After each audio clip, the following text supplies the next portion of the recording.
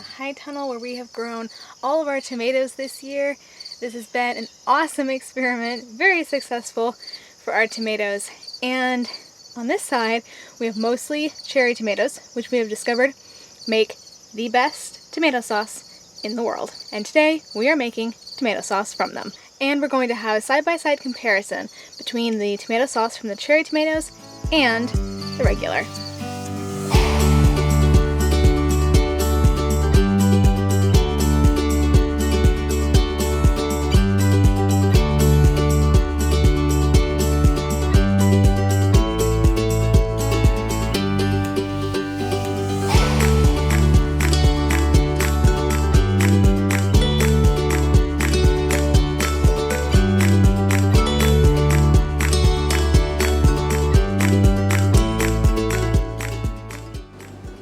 These are ready for the next step. You can tell that they're ready to come out of the oven from the wrinkled skin, which you can actually take off at this point if you want, but you don't need to because we're just going to put the whole thing in the blender.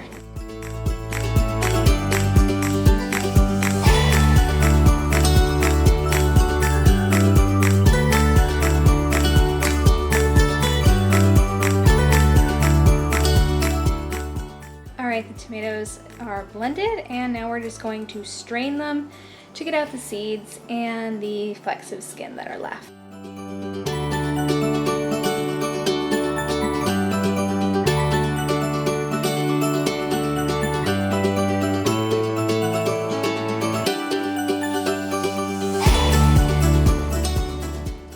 As you guys can see, it really doesn't take long at all to strain it out, and look at how little is left.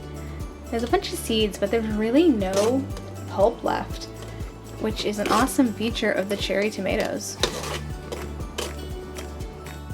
So that is 1 pint from a full tray of cherry tomatoes.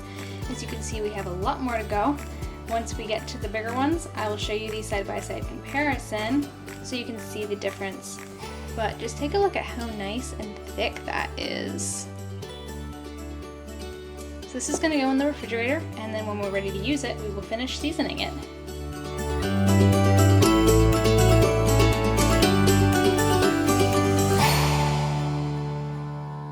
So what you see here is what's left over from the larger tomatoes. There's definitely more pulp, and the sauce itself ends up being more watery. So they're both valid options for tomato sauce. We've just found we prefer the cherry tomatoes.